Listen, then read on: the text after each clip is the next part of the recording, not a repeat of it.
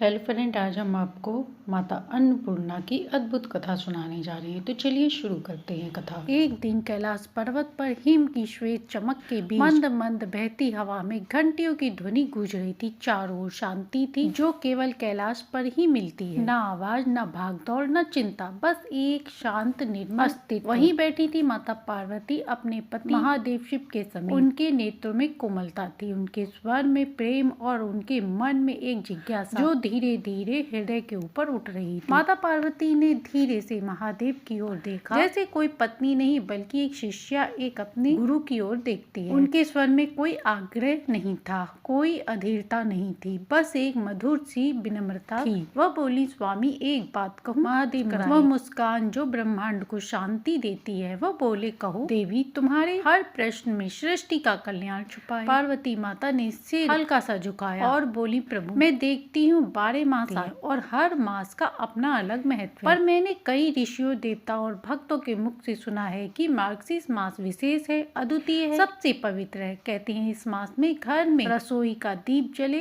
तो उसे मंदिर का दीप कहा जाता है। कहते हैं भोजन केवल भोजन नहीं, वह प्रसाद बन जाता है। और इस मास में माँ लक्ष्मी और अन्नपूर्णा दोनों का संगम होता है। पर हे महादेव, ये सब क्यों है? यह मास इतना अलौकिक कैसे बन गया? क्या रहस्य छिपा है इसमें? और यही प्रश्न हर स्त्री के मन में छिपा होता है। हर स्त्री अपने घर में शांति, प्रेम चाहती है और रसोई में प्रसाद की सुगंध भी चाहती है। यह प्रश्न उस स्त्री का है जो पूरे घर को संभालती है, परिवार में सुख ठहर जाए, मनों में कोमलता ठहर जाए और रिश्तों में गर्माहट बनी रहे। इसी प्रश्न का उत्तर महादेव देते हुए कहते हैं, देवी, मार्गशीर्ष मास केवल एक मास नहीं, यह घर गृहस्थी में दिव्यता के अवतरण का काल है। यह वह समय है जब धन केवल सोने में नहीं बल्कि संतोष में प्रकट होता है, अन्न केवल भोजन में नहीं बल्कि प्रेम में प्रकट होता है, और घर केवल चार दीवारें नहीं बल्कि मंदिर बन जाता है। जब इस मास में रसोई में दीप जलता है तब वह दीप केवल चूल्हा नहीं जलता, वह हृदय में बसे अंधकार को भी जलाता है। जब इस मास में स्त्री भोजन बनाती है तो वह केवल रोटी नहीं बनती, वह घर को जीवित कर रही होती है। जब इस मास में परिवार प्रेम से बैठकर भोजन करता है तो उस भोजन में केवल स्वाद नहीं, आशीर्वाद रहता है। पार्वती ने यह सुनते हुए अपनी आंखें बंद कर ली, जैसे ज्ञान केवल शब्द नहीं, अनुभूति बनकर उनके भीतर उतर रहा हो। महादेव जी ने आगे कहा, देवी, मार्गशीर्ष मास महत्व इसलिए नहीं है कि कोई अनुष्ठान भारी हो, कोई व्रत कठिन हो या नियम कठोर हो। इसका महत्व इसलिए है क्योंकि यह मास स्त्रियों की रसोई की देवी के सिंहासन पर स्थान देता है। इस मास में जो स्त्री रसोई को पवित्र स्थान मानकर भोजन बनाती है, उसकी रसोई में केवल भोजन नहीं, भाग्य पकता है, प्रेम पकता है, स्वास्थ्य पकता है, सुख पकता है और वहाँ स्वयं लक्ष्मी जी के साथ अन्नपूर्णा का वास हो जाता है। महादेव के शब्द जैसे कैलाश की शांति में धीरे धीरे घुल रहे थे। पार्वती माता का हृदय अब शांत था, वह तैयार थी। उसी शांति में धीरे से उन्होंने अपनी आंखें खोली। उनके मन में अभी एक ही भावना थी और गहराई से समझने की इच्छा। माता के मन में जो प्रश्न था वह केवल ज्ञान पाने का नहीं था, वह अनुभव को समझने का प्रश्न था। कभी कभी हम जीवन में बहुत कुछ देखते हैं, सुनते हैं, करते हैं, पर वह सब गढ़ अर्थ हमें तब समझ आता है जब कोई उसे प्रेम से, धैर्य से समझाता है। उसी प्रकार पार्वती माता जी को भी आज जानना था कि मार्गशीर्ष मास को इतना महत्व क्यों दिया गया है। महादेव ने हिम के शिखर की ओर देखा, जैसे वे स्वयं सृष्टि के आरंभ को याद कर रहे हों। उनकी आवाज गहरी थी और मधुर थी, जिस आवाज को सुनकर मन शांत हो जाता है। शिव बोले, देवी, इस संसार में 3 मुख्य आधार हैं, अन्न, प्राण और प्रेम। शरीर को चलाने के लिए अन्न चाहिए, सांस को चलाने के लिए प्राण और जीवन को अर्थ देने के लिए प्रेम। यदि तीनों में से एक भी कम हो जाए तो जीवन सूखने लगता है, और जो स्थान इन तीनों को एक साथ पवित्र करता है वह है रसोई। माता पार्वती आश्चर्य से सुन रही थी। उन्होंने कभी सोचा नहीं था कि रसोई जो एक साधारण सी जगह प्रतीत होती है वह वास्तव में अस्तित्व का केंद्र है। शिव मुस्कुराए और बोले, देवी, रसोई को केवल खाना पकाने की जगह मत समझो, यह वह स्थान है जहाँ स्त्री अपने प्रेम को अन्न अन्न में घोलकर परिवार के जीवन को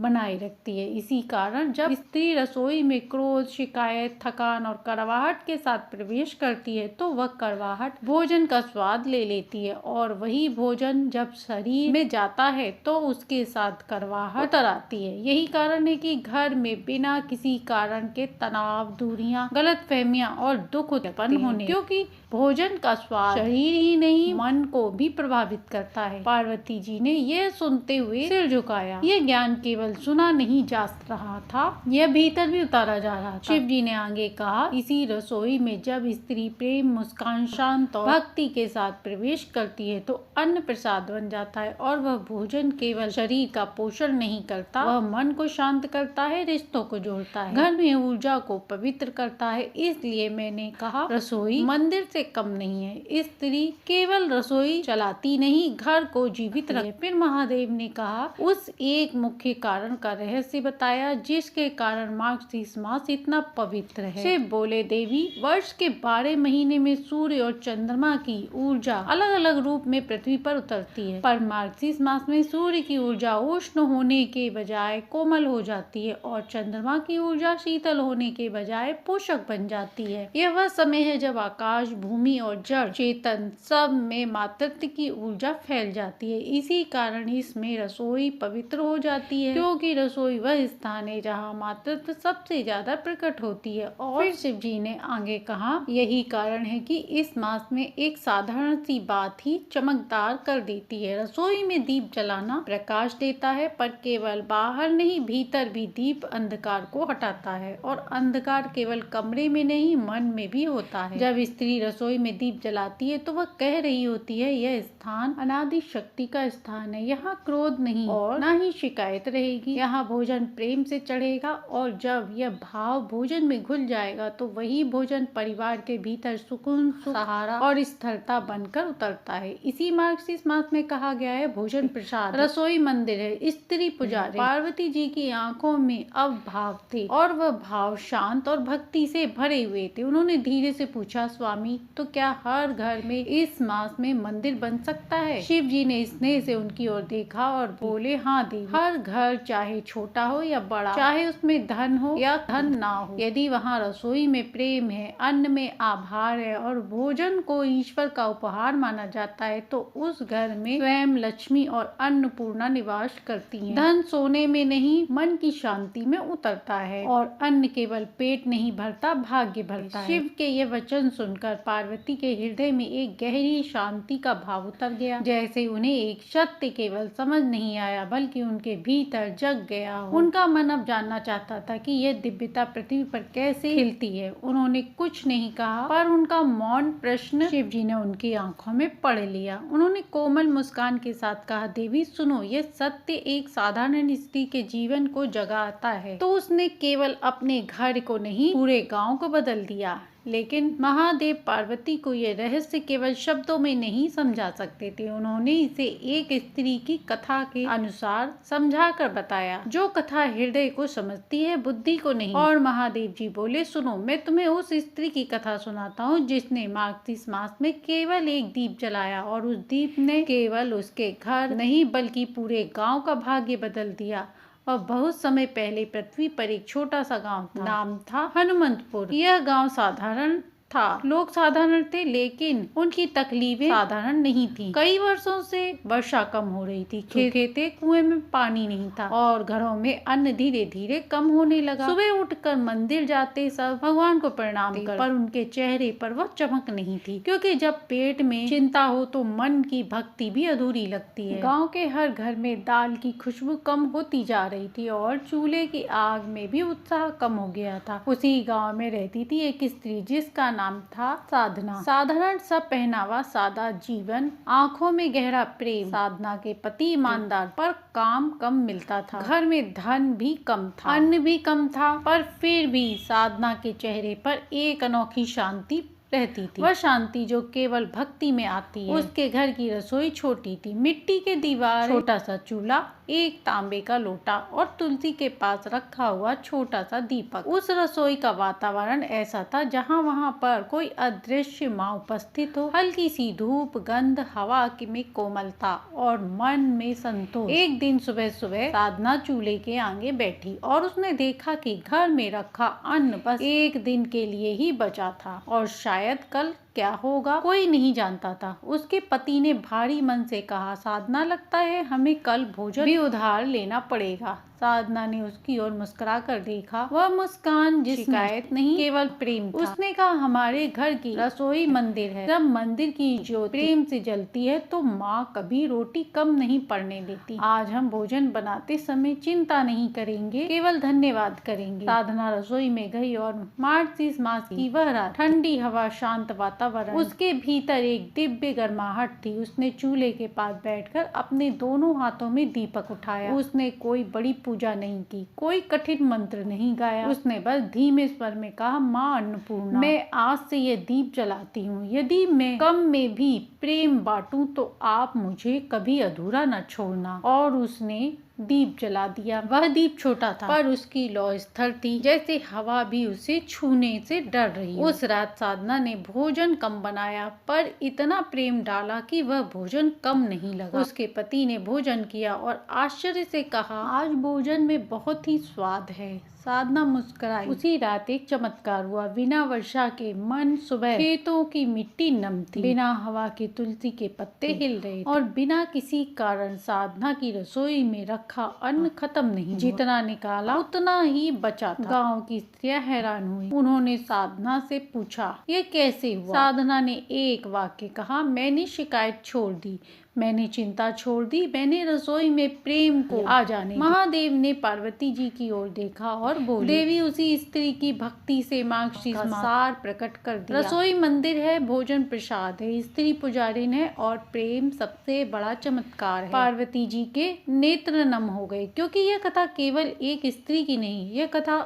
हर उस स्त्री की है जो घर में चूल्हा जलाती है, हृदय से भोजन बनाती है और परिवार को जीवन देती है। उसके मन में यह भाव गहरा से उतर चुका था कि एक स्त्री के प्रेम से पूरा घर बदल सकता है। लेकिन शिव मुस्कुराए, जैसे कह रहे हो केवल घर ही नहीं, कभी कभी एक स्त्री के प्रेम से पूरा गांव भी बदल जाता है। और फिर कथा अपने आप बहने लगी, जैसे नदी एक मोड़ पार करके एक नए विस्तार में उतरती है। साधना की रसोई में रखा हुआ वो छोटा सा दीपक केवल घर की दीवारों तक सीमित नहीं रहा। उस दीपक की लौ प्रेम की शक्ति, शांति की उष्णता और विश्वास की गहराइयों से थी। वह लौ दिखाई तो नहीं देती थी पर उसकी ऊर्जा पूरे गांव में फैलने लगी। लोग नहीं जानते थे कि परिवर्तन कब कैसे शुरू हुआ, पर परिवर्तन सहज उतना ही शांत जैसे सुबह का सूरज दुआओं की तरह उगता है। जो लोग अन्न को केवल पेट भरने का साधन नहीं, दैनिक आशीर्वाद मानने लगे। धीरे धीरे बिना किसी सभा, बिना किसी आदेश, बिना किसी उपदेश, गाँव की स्त्रियां साधना की रसोई की शक्ति को देखने आने लगी। वे उसकी मिट्टी की दीवारों को नहीं, उसके चूल्हों की आग को नहीं, उसके बर्तनों की चमक को नहीं, उसकी शांति को देखती, क्योंकि जिस स्त्री के भीतर शांति होती है उसका घर अपने आप मंदिर बन जाता है। एक दिन गांव में वृद्ध स्त्री, जिसे लोग आदर से अम्मा कहते थे, साधना के घर आई। उनके हाथ कांप रहे थे, उनके चेहरे पर समय की रेखा खींची थी पर उनकी आंखों में अनुभव की बुद्धि थी। उन्होंने सौम्या के द्वार पर कदम रखा और धीरे से कहा, बेटी मैं जानना चाहती हूँ तो शांति कैसे लाती है? अन्न तो सबके घर है पर मन का स्वाद तुझ में अधिक है। साधना मुस्कुराई, उसमें कोई गर्व नहीं था, कोई दिखावा नहीं था, बस सत्य था। उसने कहा, अम्मा मैंने खाना बनाते समय छोड़ दिया कि घर में अन्न कम है। मैंने यह सोचना शुरू किया कि जितना है वह माँ ने दिया है और जब मन कमी के बजाय धन्यवाद आ जाता है तब अन्न बढ़ने लगता है, मन पिघलने लगता है, रिश्ते मीठे होते हैं। अम्मा की आंखों से आंसू गिर पड़े क्योंकि यह उत्तर साधारण पर बहुत दुर्लभ। धीरे धीरे वह बात पूरे गांव में फैली। मार्गशीर्ष मास में रसोई में दीप जलाओ और भोजन को प्रसाद समझो। और फिर कुछ ऐसा हुआ जिसकी कल्पना गांव में नहीं की जा सकती। उस शाम गांव की स्त्रियां आपस में इकट्ठी हुई। किसी ने यह सुझाव नहीं दिया, किसी ने योजना नहीं बनाई, यह तो बस हृदय से बहा हुआ संगम था। गांव की स्त्रियां अपने आप घरों में से छोटे छोटे दीप लेकर, कुछ का कम तेल था, कुछ की बाती छोटी थी, कुछ के हाथ कांप रही थी, पर हृदय में भाव था। वे सब गांव के बीच एक तुलसी के चौरे पर इकट्ठी। हवा ठंडी थी, रात चांदनी थी और उस चांदनी में वह तुलसी स्वर्ग से उतर रही हो, इस तरह से वहाँ पर दीपक जलाए गए। एक एक स्त्री ने अपना दीप तुलसी जी के सामने रखा। किसी ने मंत्र नहीं पढ़ा, कोई पूजा नहीं, कोई बड़ा अनुष्ठान नहीं, कोई दिखावा नहीं। और फिर उसी क्षण पूर्ण था और जब सभी ने मिलकर दीप जलाए तो पूरे गांव में पहली बार सन्नाटा नहीं, शांति छा गई। शांति और सन्नाटे में फर्क होता है। सन्नाटा खालीपन लाता है, शांति पूर्णता देती है। उसी रात सब अपने घर लौटे थे। अचानक ठंडी हवा हल्की सी वर्षा के में बदल गई। यह वर्षा सिर्फ पानी नहीं थी, अन्नपूर्णा माता का आशीर्वाद था। जैसे माँ ने स्वयं कहा हो, मैं आ गई हूँ, चिंता छोड़ दो। अगले दिन खेतों की मिट्टी नम, तुलसी जी और ताजा खिले फूलों की खुशबू हवा में थी और रसोई में चावल पकने की महक थी। धीरे धीरे पूरे गाँव में यह बात फैल रही थी। लोगों ने कहा यह वर्षा तो साधारण नहीं, किसी ने कहा यह सौभाग्य था, किसी ने कहा ये प्रेम था और अम्मा ने धीरे स्वर में कहा ये मार्गशीर्ष मास है। महादेव ने पार्वती जी की ओर देखा और बोले, एक स्त्री ने केवल उसके घर को नहीं पूरे गांव को रोशन कर दिया, क्योंकि जब स्त्री रसोई में मंदिर बना लेती है तो गांव तीर्थ बन जाता। पार्वती जी के हृदय में ये सत्य गहराई उतर गई। उनका मन शांत था और उनकी आंखों में एक प्रश्न की कोमल ज्योति थी, जैसे वे समझना चाहती थी कि स्त्री के भीतर यह दिव्यता उतरनी प्रबल क्यों है। उन्होंने धीरे से शिवजी की ओर देखा और पूछा, स्वामी, स्त्री का रसोई में प्रवेश ही इतना परिवर्तन कैसे कर देता है? वह केवल भोजन बनाती है, फिर भी घर का वातावरण बदल जाता है, परिवार का मन बदल जाता है और कभी कभी पूरे गांव की तकदीर भी बदल जाती है। कैलाश पर्वत की हवा उस क्षण और भी शांत हो गई, मानो स्वयं प्रकृति यह उत्तर सुनने के लिए ठहर गई हो। शिव जी की आंखों में असीम कोमलता थी, जैसे कि सृष्टि के सबसे सुंदर सत्य को प्रकट करने जा रही हूँ।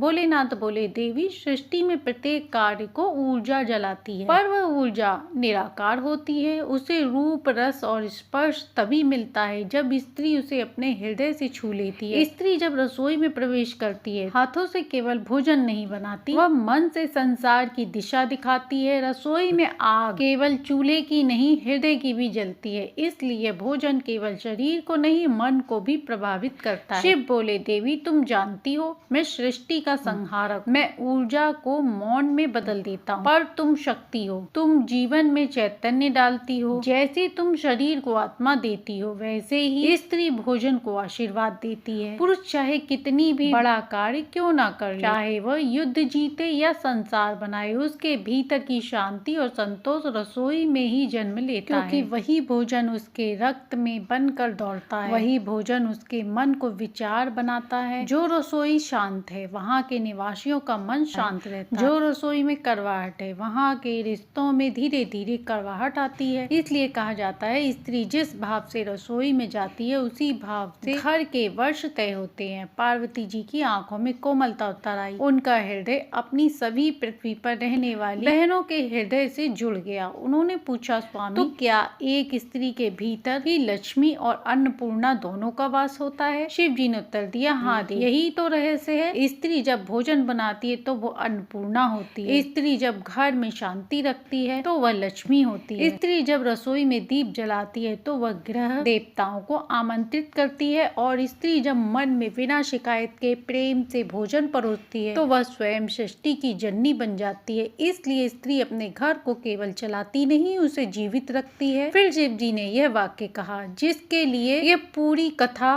वह वाक्य सुनकर पार्वती के नेत्र नम हो गए। देवी, जब स्त्री रसोई में मंदिर समझकर भोजन बनाती है तो वह सृष्टि को चलाने वाली शक्ति का सीधा अवतार बन जाती है। ऐसे घर में लक्ष्मी के आने के लिए बुलावा नहीं देना पड़ता, वह स्वयं रहने आती है। और उस क्षण माता पार्वती ने अपना सिर शिव जी के कंधों पर रख दिया। उनके भीतर अब कोई प्रश्न नहीं था, उनके मन में पूर्ण शांति थी, जैसे उन्हें याद आ गया हो कि हर स्त्री जन्म से ही शक्ति है और उसका घर तो उसका रसोई घर ही सिंहासन सिंहासन है जहाँ वह देवी रूप में प्रतिष्ठित होती है। कैलाश पर बहती हवा जैसे उस क्षण थम गई, मानो स्वयं प्रकृति सत्य को सुनने के लिए झुक गई हो। पार्वती जी ने नेत्रों में एक शीतल तेज था। वह समझ गई जब पार्वती माता ने यह वास्तविकता अपने हृदय में धारण कर ली कि रसोई केवल चूल्हा नहीं बल्कि देवी का सिंहासन है, तब उनके मन में कोई प्रश्न शेष नहीं था। इसके बाद महादेव जी ने माता पार्वती से कहा कि मार्गशीर्ष मास के 7 पवित्र नियम तुम्हें देता हूँ, जिससे हर स्त्री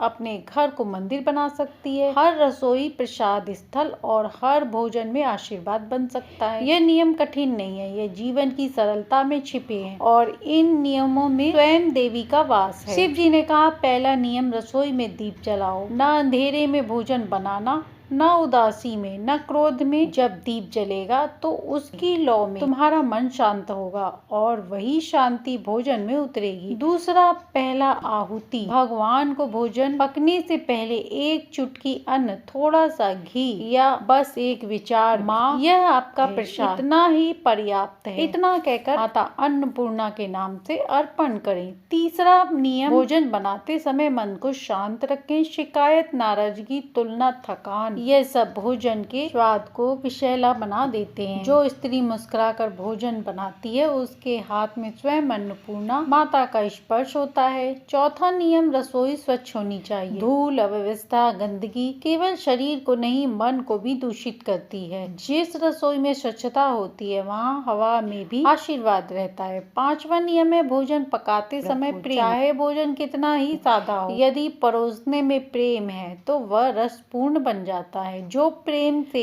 परोसे वह घर में शांति भर देता है। छठा नियम, घर में भोजन साथ बैठकर खाओ, परिवार एक साथ बैठकर भोजन करे, इससे संबंधों की गांठें स्वयं ही खुलने लगती। सातवां नियम, भोजन के बाद धन्यवाद। यह धन्यवाद देवी को नहीं जीवन को है कि आज भी घर में रसोई जली, आज भी भोजन बना, आज भी परिवार मिला। जब महादेव यह कह रहे थे पार्वती जी की आंखों से आंसुओं की मोतियां बहने लगी, न दुख के न भावुकता के, यह स्मरण के आंसू थे। जैसे अचानक उन्हें याद आ गया हो कि स्त्री के भीतर कितनी दिव्यता है और वह दिव्यता कभी भी क्षीण नहीं होती, बस पहचान की प्रतीक्षा करती है। शिव जी ने उनका हाथ थाम कर कहा, देवी यह ज्ञान केवल तुम्हारे लिए नहीं, यह उन स्त्रियों के लिए है जो घर की शांति बनाए रखती हैं, रिश्तों को जोड़ती हैं और दुनिया के हर तूफान के बीच खड़ी होती हैं। इस प्रकार माता अन्नपूर्णा की व्रत कथा यहीं पर संपूर्ण हुई। यदि हमारी कथा आपको पसंद आई हो तो लाइक सब्सक्राइब करें।